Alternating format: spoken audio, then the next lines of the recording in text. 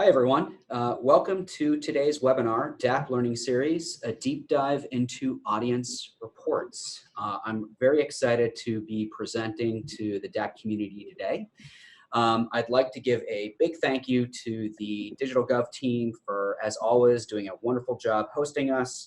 We really appreciate the technical support and being able to present these webcasts to the larger DAP community.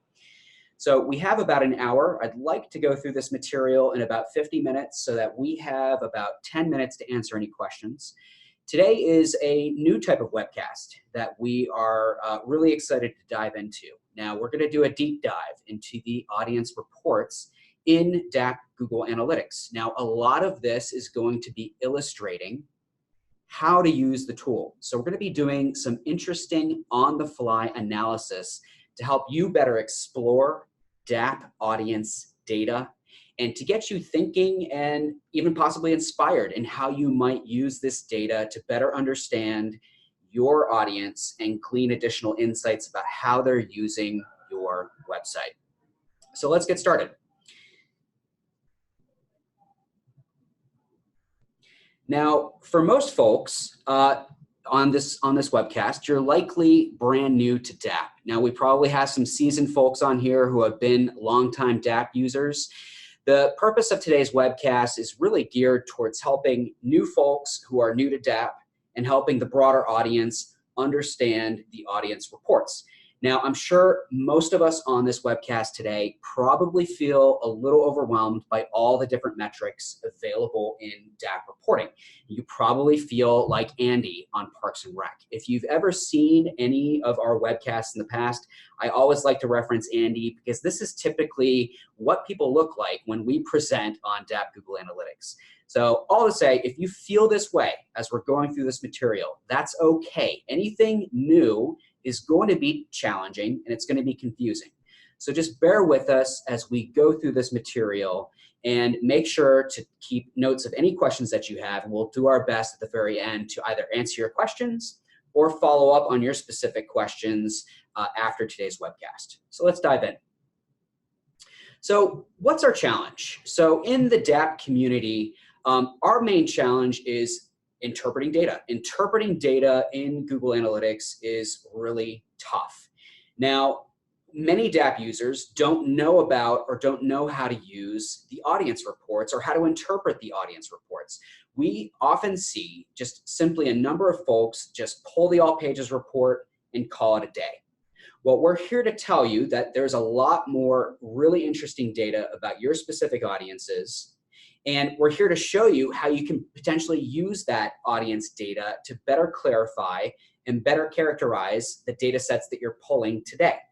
Now, we all have our regular reporting that our stakeholders ask for, but our main question is, how do we improve this?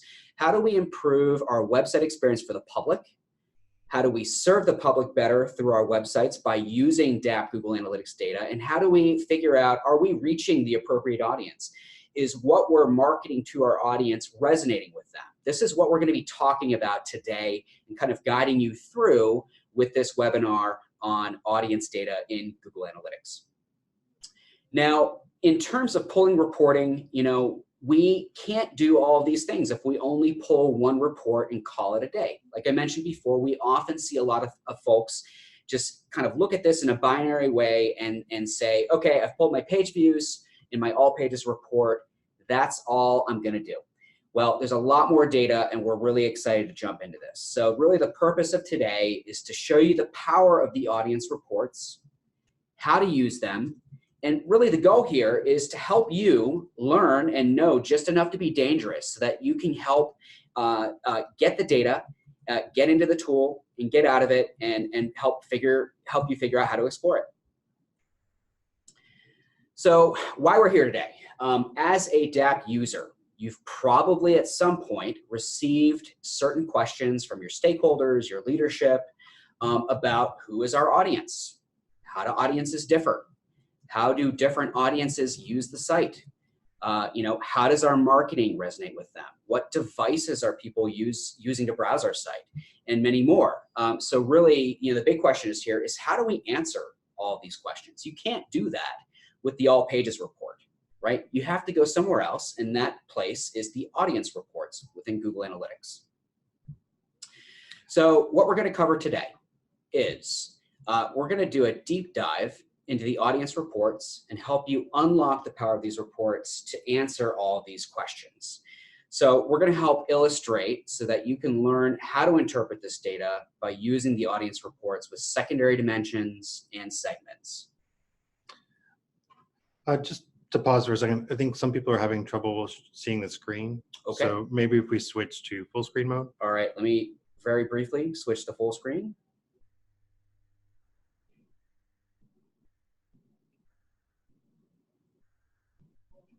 Okay, how does that look? If folks could please chat and let us know what you see, that would be helpful for us.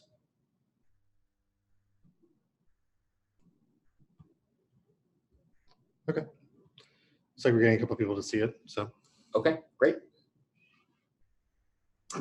Okay, so I'll pick up where I left off. So really what we're gonna do today is we're gonna do some on-the-fly analysis to help illustrate how to think about the audience reports, how to use them with secondary dimensions and segments. So we're gonna be doing a lot of on-the-fly exploring to help you understand from our perspective as analysts, how you can, as an analyst, better use the audience reports to understand how your audience is engaging with your site. So by the end of today's webcast, you're going to know how to think about the audience reports in the context of DAP Google Analytics. You're going to better know how to use the audience reports, and you're going to have focus on which reports give you the most valuable data. We're going to help you cut through the noise to focus on the reports that will give you the most value. We're going to show you how to create powerful audience segmentation, and then we're going to help you better understand how you might further develop your segmentation for your audience by building in campaign URL parameters into different types of audience segmentation. Okay, so before we dive into the audience reports, let's first talk about Google Analytics. Now, for the new folks to the DAP community on this webinar, Google Analytics is simply a tool that tells you the who, the how, and the what. So it tells you who's accessing your site, how they're finding your site, and what they're doing. But it doesn't tell you the why. It doesn't tell you why your audience is doing something specific on your site. You'll need to figure this out. Now, if you've attended previous webinars that we've presented, you'll know that the DAP team highly recommends folks be aware of and document their website mission, your website goals, and the key performance indicators that you use to analyze how well your users are completing your website goals. That is the big puzzle that we have before us. So we're going to be talking about Google Analytics in terms of our audience today. So that is the who, right? That's one part of this equation. Now, how to think about Google Analytics. So Google Analytics literally knows nothing about your site. You literally have to teach Google Analytics about your digital strategy. Now, luckily, you have this great resource, which is DAP Google Analytics. We've done a lot of the heavy lifting in terms of what is tracked and advising folks on how to pull reports and how to think about strategy. But ultimately, to be successful with Google Analytics, for everyone here in this webinar, you need to know what is your content strategy? How is your site organized? What is your marketing strategy? Who's your audience that you're trying to cater to? Who's your audience that you're trying to get to resonate with different marketing efforts? And then how do you define success? This is a lot. This is why I said at the beginning, you probably feel like Andy from Parks and Rec, and that's okay. We're going to kind of walk you through how to think about these reports within the audience section of Google Analytics and how you might use them. Now, continuing on, Google Analytics is like a puzzle. Google Analytics gives you a bunch of puzzle pieces, but it doesn't tell you how to put the puzzle together. This is our job as analysts, and this is what we'll focus on today in the audience reports. So like I mentioned before, I'm going to be illustrating live how to think about audience reports, walk through them, use secondary dimensions and segments to help you better see how you could put some of this into action when you go back to your Google Analytics reporting tomorrow. Okay, so let's talk about the audience reports in context. So here's how to think about the audience reports. Again, Google Analytics is a tool that tells you the who, the how, and the what. Now, the who, this is the audience reporting in Google Analytics. On the right-hand side of this screen, you will see I've highlighted the audience section of reports. This tells you who engages with your site. The how, this is the acquisition section. The what, this is the behavior section. Now for today, we're going to be focusing on audience because this tells us who is engaging with our site. So we are only focusing on one piece of this puzzle, and that is who is our audience. So we're going to be using the audience reports. The other sections of Google Analytics will be talked about in future webinars where we'll do deep dives into how to use those. But for today, we're going to be focused on the audience. Okay, before we dive into the audience reports, let's talk a little bit about how Google Analytics collects audience data. Well, for new folks on the webinar, Google Analytics needs to fire JavaScript to be able to track anything about your audience. So if your website does not have Google Analytics JavaScript being tracked, if you don't have DAP Google Analytics implemented, you're not going to have any data about your audience. So it is imperative that if you want to better understand your audience, you have to have the DAP Google Analytics JavaScript snippet implemented on your site. Without that, you have no data. Now, when the Google Analytics JavaScript fires, Google Analytics is looking at a lot of different data sets. And we like to think about this and use the analogy of a backpack. So imagine you're going from site to site. Any site you go to where Google Analytics is implemented, Google is tracking location, pages visited, device type, demographic data, on-site search, different queries, referral sites. There's a lot of different dimensions and metrics that Google Analytics is tracking about your journey to a specific site. So it's within this JavaScript snippet when it fires that is tracking the audience data about your traffic. Now, let's jump a little bit into the audience reports. Now, I like to tell folks when we're doing the different in-person trainings or different webinars, it's okay if this doesn't make sense at first. Anything new is going to be confusing. So just jump in and follow along and then practice at home. You will get better over time. The important thing is just jump in, explore the tool, test out different hypotheses using the data, and see if you're able to pull reporting from an audience perspective. And we're going to illustrate that over the next number of slides and kind of walk through the logic of pulling both secondary dimensions and segments in terms of how do we pull audience reporting. It's okay if you make mistakes. Analytics is not accounting. Data is directional, and this is really tough stuff. It is really difficult to interpret data and know how to pull it. I will also say, for folks on the webinar, more than likely, you have a very different workflow in how you pull this data. So if you have a very different workflow in how you pull secondary dimensions within audience reports or how you use reports, that's okay. There is no one set way to do this. I'm simply going to illustrate in real time how I prefer to pull different data sets within the audience reports. Okay, so let's start from a 30,000-foot view. On the right-hand side of the screen, you'll see all of the reports within the audience section of Google Analytics that we're going to cover today. Now, let me illustrate this within DAP Google Analytics. On my screen, you will see that I've chosen the time range of August 14th through August 17th. The reason I'm doing such a small time range is because it takes longer to process data, and we only have a limited amount of time on this webinar today. So I want to make sure that we get through everything and touch upon all the different topics. Now, I've already opened up the toggle of the audience reports. So this is the audience section that we're talking about today. Now you'll see here I've highlighted in blue on the right-hand side of your screen the different reports that we're going to be talking about today. I like to call these the greatest hits. These are the reports that you're most often going to use to help drill into and go exploring in your data. So let's dive into the overview report together.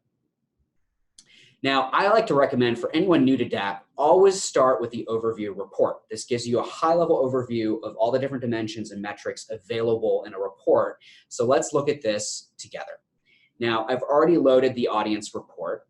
Now, as an analyst, if this is my first time coming into DAP, I'm going to start looking around, okay, what's available to me? Now, for the purposes of our exercises today, I'm going to be using the GSA agency profile. Obviously, for everyone on the webinar, you would need to choose your specific agency profile that is applicable to your specific work. But for today, I'm going to use GSA just as an example. So as an analyst, I'm looking through this data, and I see here we've got users, new users, sessions, page views. We've got demographic data, language, country, city. We've got technical data, browser, operating system, right? Mobile, we have service provider, operating system, language. There's a lot of stuff here. Now, what I want to call out immediately is users. Let's talk a little bit about users. Now, users is a complicated metric, and I want to call this out briefly because this is a very misunderstood metric. If you attended our last webinar, we talked about misunderstood metrics, and users was one of those metrics. I highly recommend folks on this webinar to please go to our YouTube channel and watch our webinar on misunderstood metrics. Now, most folks will think that it's okay to pull users reporting, but as with anything in data, there are always caveats, there are always nuances to be aware of. So let's talk about those. So the long and short of it is that users is a complicated metric. So let's back up. What is a user? A user is a person who visits a site or app. Now, a user is defined by a cookie in your browser. So this is not actually a person, right? So reporting is never going to be an accurate measure of the actual number of people browsing your site because a user is defined by a cookie. Now, think about it this way. If you're accessing a website on 3 different devices, let's say you start in the morning on your MacBook or on your Windows laptop, and then you browse a site on your mobile phone and then a tablet at night, because of how cookies define a user on different browsers, you're actually going to be counted as 3 different users. So your user count could potentially be counting 3 different users when you're actually only one person accessing 3 different websites on 3 different devices. So that's the first caveat. Now, the other caveats, the definition of the type of user you appear as in reporting. So for example, new versus returning. This totally depends on the date range chosen in reporting. This gets complicated really fast. So this is also why you need to be careful about how you interpret and use user data in the audience reports. Now, we used to recommend reporting on the percentage share of new versus returning users. We used to. That is the operative term there. Let's talk about that. Recently, in March 2019, ITP 2.1, Intelligent Tracking Prevention, hit in Safari browsers. This is a new enhancement in Safari browsers. Where do we have Safari browsers? They're on Mac laptops, iPhones, iPads. These are all the default browser within the iOS ecosystem. Now, by default, Google Analytics cookies expire after 24 months, but with ITP 2.1, this limits your cookies to 7 days. So after 7 days, you're then considered a new user. This is going to have and already has had a significant impact to your user data in reporting. So the users metric in audience reporting is less meaningful in light of ITP 2.1. The main takeaway here is take the users metric with a grain of salt. Consider not reporting on new versus returning users. If you absolutely want to report on users, I would recommend considering reporting on the percentage increase or decrease in total volume of users, but tread very carefully with the users metric. Now, typically from DAP perspective, we typically recommend you think about sessions, right? Sessions include everything that happens on the site for one user. So to us, a session is much more meaningful. So just want to be careful with the user's metrics and how you interpret that as we're going through the audience data. Tread carefully. So users, I'm sure a lot of people here are either confused, they don't like that. That's okay. You probably feel like Michael Scott, no problem. Just kind of put that on the back burner for now, and we're going to start exploring the audience reports together. Okay, so here's the methodology with how we're going to explore the data together today. So within the greatest hits of audience reporting, we're going to be using secondary dimensions to illustrate how to use your audience data. So I'm going to be overlaying the following secondary dimensions: default channel grouping, landing page, and page. We're then going to create one segment on the fly to illustrate how to think about how you could potentially use some of your audience data to understand performance in other reports, like in the landing pages report or the all pages report. Now, on my screen right now, you'll see kind of a diagram of all of the different things that we've talked about before in previous webinars. These are all the functionality that you need to be aware of. Now, in terms of how I'm going to be presenting this today to you, I'm going to be looking at secondary dimensions, which is in the red circle at the very bottom. And I'm going to be creating segments on the fly to illustrate the thought process through which an analyst thinks about incorporating audience data into segments, into secondary dimensions to further clarify your reporting data. Okay, so let's talk about audience demographics. Now, on the right-hand side is the section of reporting in Google Analytics. So let me go there real quick. I'm going to go to audience, demographics, and overview. Remember, check your overview to understand what types of data you have there. Now, as we see here, we've got different age bands and we have gender. So that right out of the box is really interesting. Now I'm going to go over to age. And let's talk a little bit more about this. Now, within Google Analytics, Google tracks age bands, as you can see here. So we've got, I'm going to change this to sessions. And we've got a number of different age bands here that Google is able to track. Now, when a user is logged into their gmail.com email address, this data is picked up by Google when JavaScript fires. We collect anonymized data, so there's no PII in here. And we get these interesting trends about different age bands so that we can infer, segment, slice and dice our data to understand engagement with our site. So automatically out of the box, we see here, we have some really interesting demographic data with age bands. Now you'll see here, we've got age overlaid with our acquisition metrics, our behavior metrics.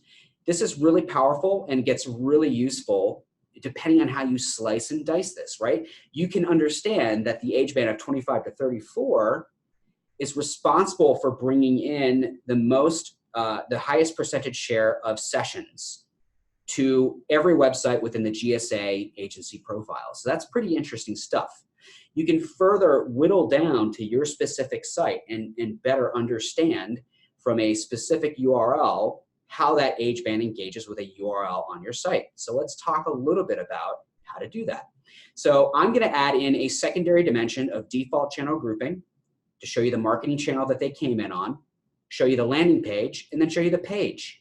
I'm going to do that by age and gender. So let me illustrate that. Here's how you need to do it when you go exploring in your reporting. I'm going to click on secondary dimension, and I'm going to type in default channel grouping. Now, for more seasoned DAP folks in the community, I'm sure you already know this.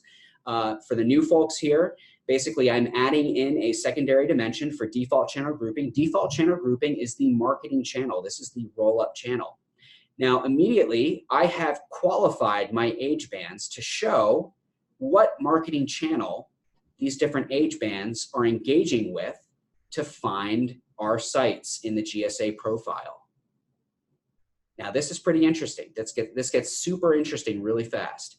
Now, in addition to that, I've still got my acquisition metrics, behavior, and I'm able to pinpoint, slice and dice this data to potentially answer questions that I'm getting from my stakeholders. Now, let's look at landing page. Let's understand where these different age bands are landing on multiple sites. Now I'm going to add in landing page. Google Analytics is thinking. Now it renders all of the landing pages. These are where your traffic enters for the first time and where Google Analytics starts capturing a session and then everything else after that. Now we see here 25 to 34, USA.gov/passport. This is the top landing page. Now I'm going to go in here and add in an advanced filter, and I'm going to choose landing page. And I'm going to qualify this, and USA.gov/passport is actually our test URL for today's exercises. I'm going to type this in because I only want to see USA.gov/passport. Now, I am going to remove that one, and I'm just going to filter off of this secondary dimension. Now you'll see here, I very quickly have sliced and diced my data so that I'm able to get a full list of all the different age bands engaging with URLs that contain USA.gov/passport. Now I have engagement data, session level data. I have bounce rate. I'm able to very quickly figure out which age band is bouncing at the highest rate from USA.gov/passport, right? That is super useful information. And it may be really interesting for you to look at from a UX perspective in how you want to improve the website experience for your user base. Now, additionally, let me go in here and choose the page dimension.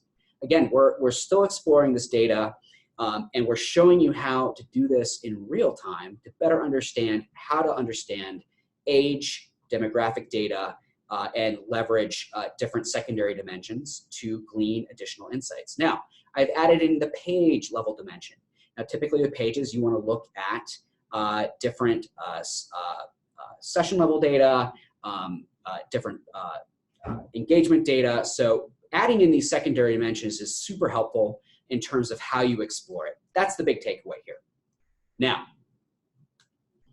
let's talk about how we build a segment. So you don't have to always use secondary dimensions. You can use a tool called a segment. Now, a segment is a session level tool where you can program it to basically say, hey, Google, show me only data that conforms with my specific business rules. So let's talk about this. Now, I've already talked about age. When we go into gender, we can then see female versus male. We see our acquisition metrics, our behavior metrics, etc. Now, what if we wanted to understand the engagement of a particular segment of audience for looking at male users between the ages of 25 to 34 and comparing them with female users between the ages of 25 to 34 for the landing page USA.gov/passport. What does that audience engagement look like and how do they contrast and compare? Let's talk about that. So I'm going to build a segment that shows these two groups. So let's do that briefly. So for folks who are not aware of how to build a segment, just follow along at home. I'm going to do this on the fly to show you the thought process through which you need to create these. So I'm going to call this male 25 to 34. And I'm going to be creating a female segment with the ages of 25 to 34 as well. So within a segment, I'm going to choose 25 to 34 and male. And you'll see here this automatically updates. I'm going to save this segment.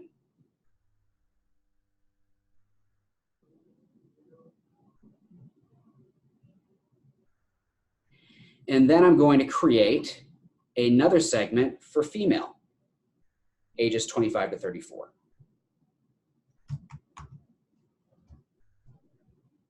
I'm going to choose 25 to 34 and female. And you'll see here this updates, letting me know that the segment logic works.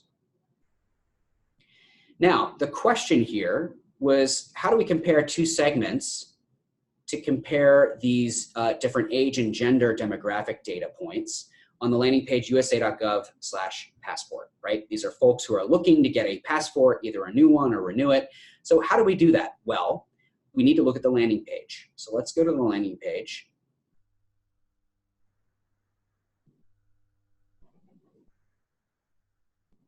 Now, segments are nice because segments follow you across reports within the standard reports. Now, I'm in the landing page here. I've got male, my male segment, and my female segment. Now, if we scroll down, we see a lot of different data here. I'm going to need to create a filter for usa.gov/passport to filter specifically for the landing page usa.gov/passport. Now, here are my segments applied, male and female, for usa.gov/passport. Now we see here we've got 1,700, actually we've got 2,310 sessions versus 2,494 female sessions. We also have another page here, passport problems. So you can quickly see how quickly you can go in and segment your data to understand interesting insights about it. Now, some of you may think or feel like we're looking at this data in a vacuum, and that's correct. You need to let your business questions that you receive from your stakeholders guide your reporting. Now, you need to know your website mission, goals, and KPIs to be able to answer those questions. So there's some other work at your agency that you need to do up front to help understand the context through which you actually pull this data. So we've looked at age and gender. We've looked at adding secondary dimensions to explore the data and creating a segment to also explore the data. So let's move on to the next section, audience and geo. Now, we're looking in the geo section at language and location. So let's briefly talk about this. I'm gonna go back to audience. We go to geo, and I'm gonna go to language. Now let's explore these using secondary dimensions. Now I'm going to remove these segments. I'm going to click apply.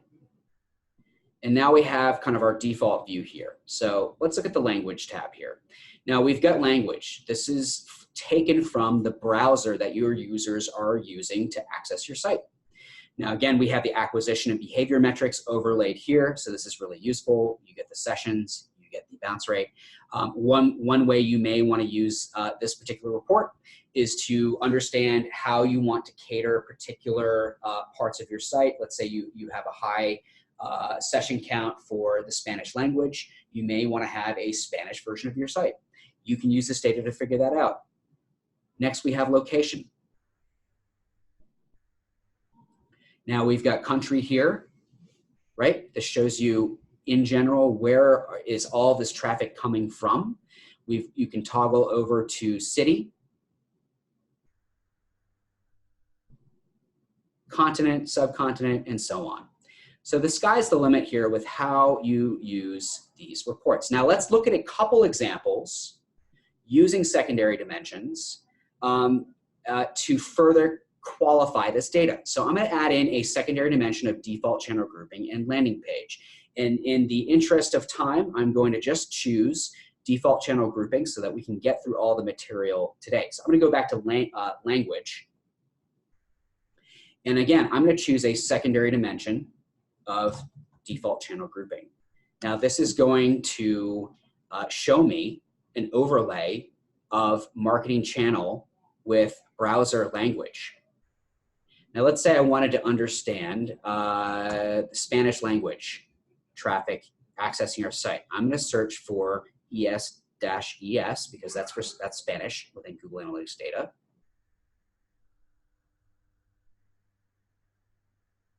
And then once this loads, we'll see all of the marketing channels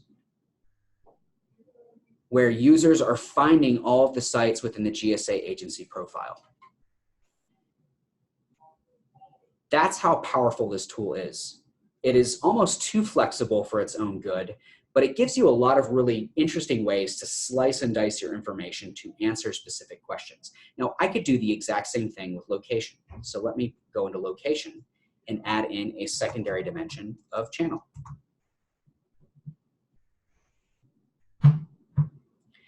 Now I have location and default channel grouping overlaid with each other along with my acquisition metrics of sessions and then behavior metrics. Now let's talk about how, let's look at just United States.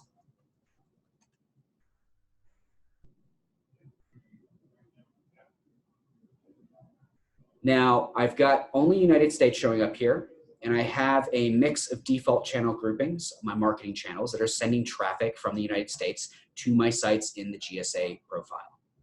Now, this is super useful in understanding where your traffic's coming from, what are the channels through which people are accessing your site. So use this in answering any types of business questions that you get from your stakeholders.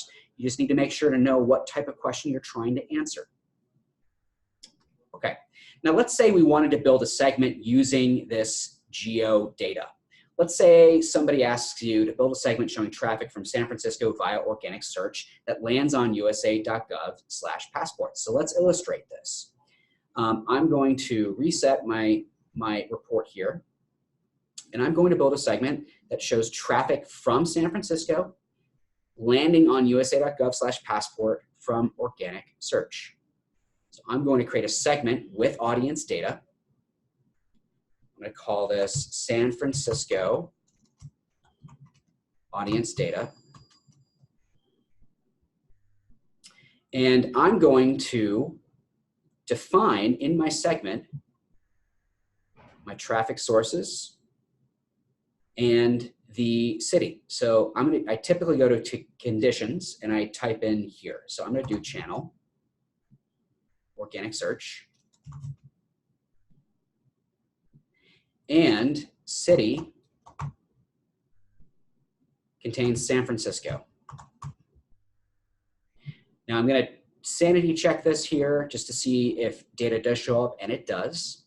So I know that this passes the sniff test and I have data here. So I'm going to save this. It's called San Francisco audience data. And I'm going to apply this to the landing pages report once this loads.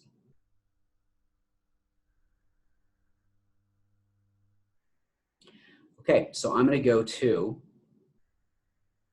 behavior, site content, landing pages, and I'm going to specify usa.gov/passport.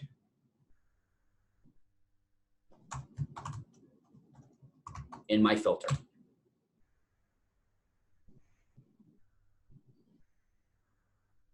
Now I've used audience data with the city of San Francisco. I've combined some marketing data with organic search.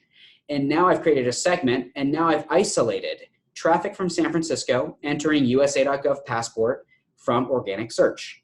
This is how powerful this tool is. This is how you need to think about using your audience data by layering it into segments, into secondary dimensions, to slice and dice your data and figure out how to answer specific questions. This is how you do it. This is the thought process.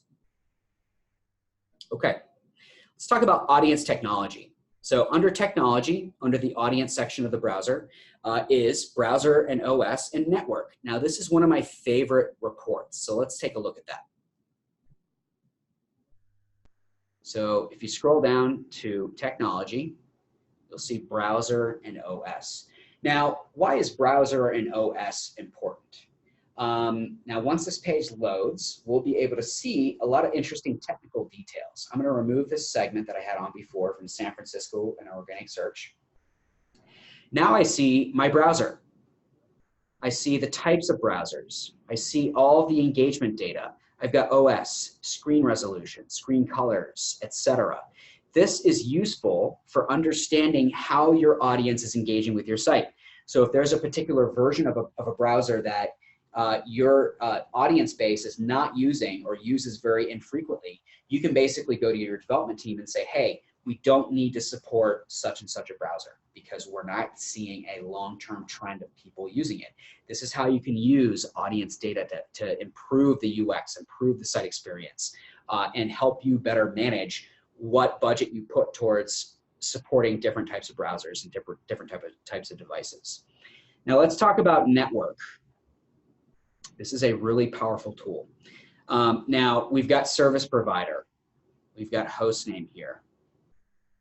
Now, hostname is simply all of the websites that appear within an agency profile. So you see here in the GSA profile, we have login.gov, USA.gov, GSA.gov, FBO.gov, and so on. Now, if we toggle over to service provider, I want to show you what appears here when we search for general administration services.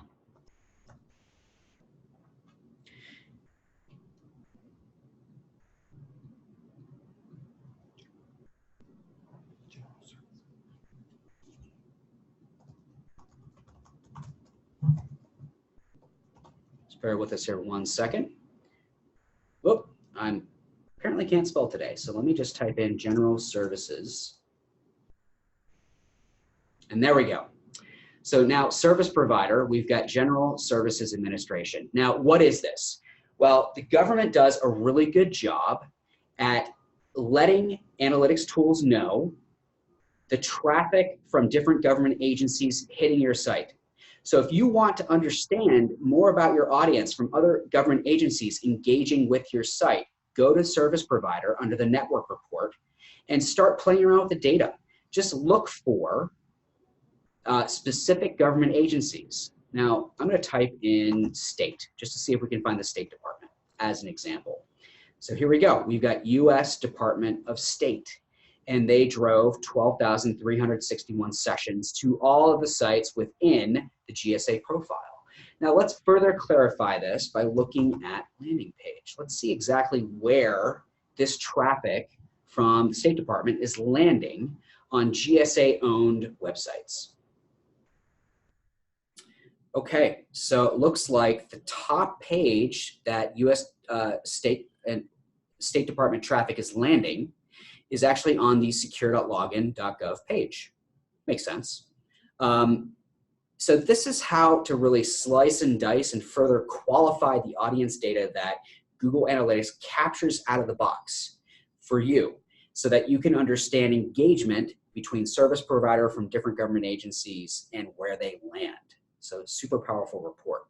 Now, let's add some additional secondary dimensions in there.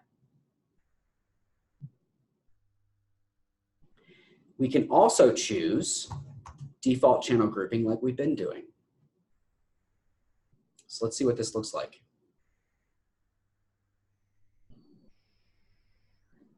So overall, what this means here, we see referral is the top default channel grouping for the Department of State.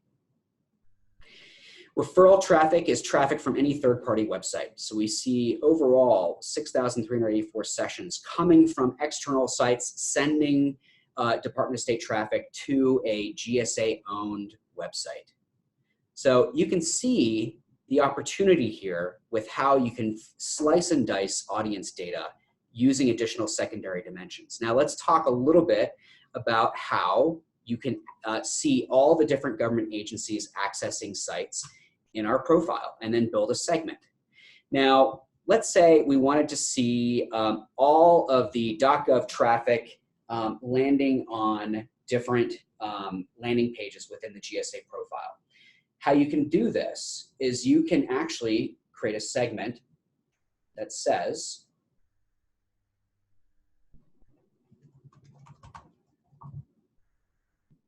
network domain contains .gov. Now I'm going to save this. And let's see what populates here.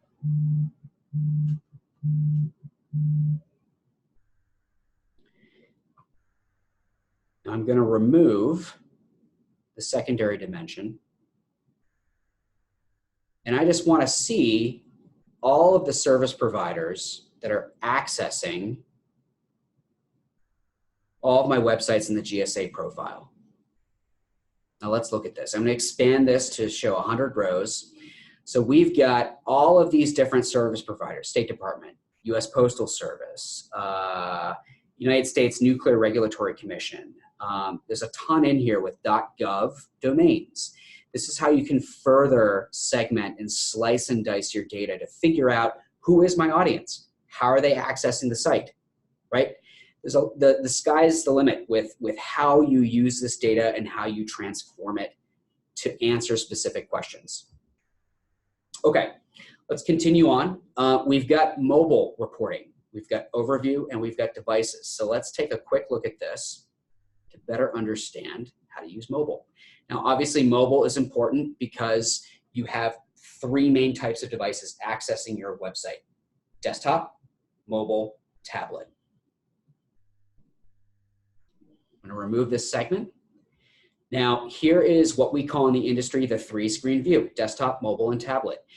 Again, you can use this data, you can further use secondary dimensions to qualify where specifically these device categories are accessing different URLs on your site. Now, in the GSA agency profile, I'm just going to pull up just very generally to show you all the landing pages where the different device types are landing, but this is how you need to think about it. So we see here, desktop overall is accessing secure.login.gov with the most traffic. Now, let's go into devices. This is a pretty cool report because it shows you all of the mobile device info. So here we see Apple iPhone, iPad, Samsung. There's a ton of data here, right? We have mobile device branding. A lot of interesting qualifications here. You could create some really interesting reporting for your developer to basically say, hey, we need our website to support these primary devices in a mobile experience. Help us do that. You could use that data to make that case. So that's the power of the mobile reporting. Now, let's build a segment showing traffic from mobile devices and folks at the US Senate accessing various sites in the GSA profile. You can do that. I'm going to build a segment. I'm going to call this mobile. And I'm going to choose conditions. I'm going to choose device category. Call this mobile. And remember service provider? I'm going to choose service provider. And I'm going to type in Senate, just out of curiosity. Let's see what shows up. United States Senate. Now, we do have some data here. So this is just for illustration purposes. So I'm going to save this segment. And I've baked in my audience data into this segment. And now I'm going to apply it to the landing pages report to figure out what pages they're accessing. So I'm going to go down to behavior, site content, landing pages.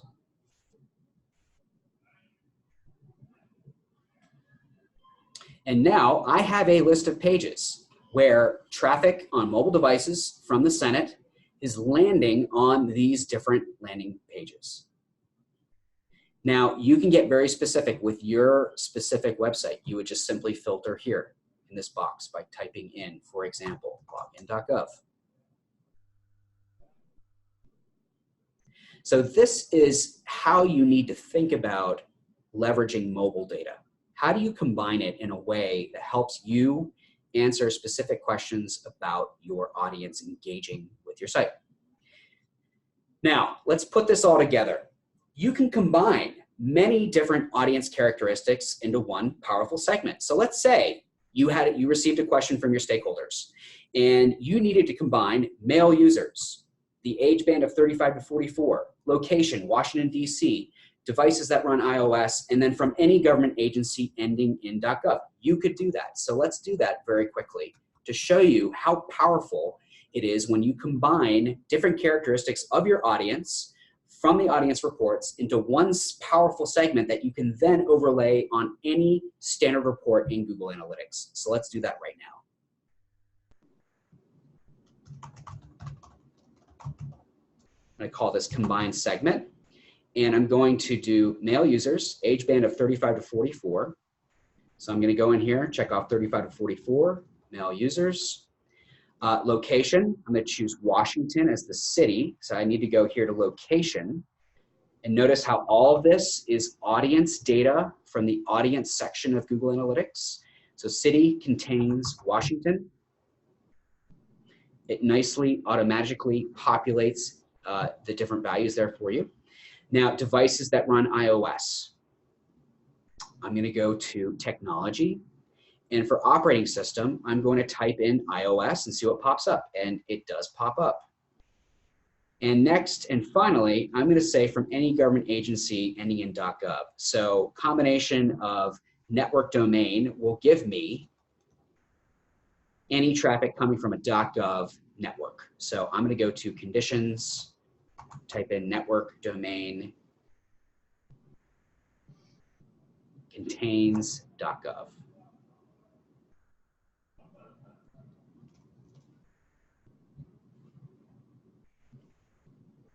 And actually, I'm going to remove that one. I'm going to save this segment.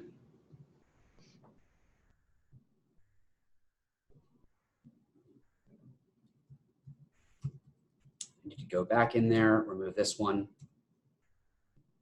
and further qualify and remove the network domain, just in the interest of time so that we can get through the rest of the material.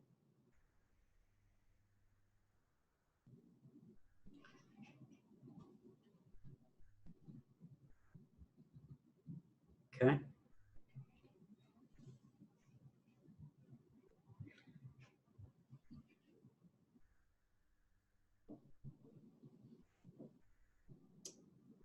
me remove that. Now, it's very likely we're being sampled here. You'll notice the shield changed colors. So let me go back in here.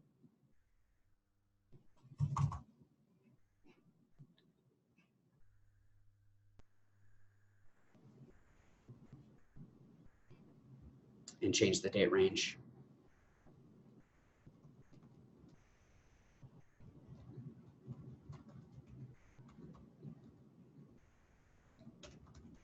And what you're seeing here is just what we do on a daily basis to help troubleshoot and identify different data points. Go back to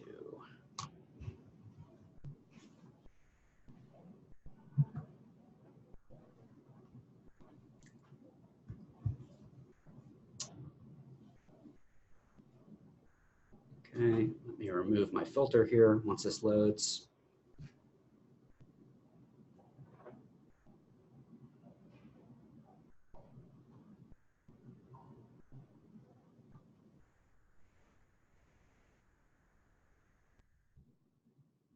Okay, so folks, I need to move on. For some reason, it's not displaying data, likely being sampled here. Now, one thing I wanted to speak about, you can further clarify your segments using Campaign URL Builder. Now, what you see here on this slide is that in the campaign name, you can specify anything. You could call this whatever you want. So if you're able, in your email promotion, if you're able to segment out your email lists, you can start building very powerful segmentation using different characteristics of how you want to classify your audience. So in the left-hand screen here, we see I've classified segment. I've classified the Senate as part of the campaign name.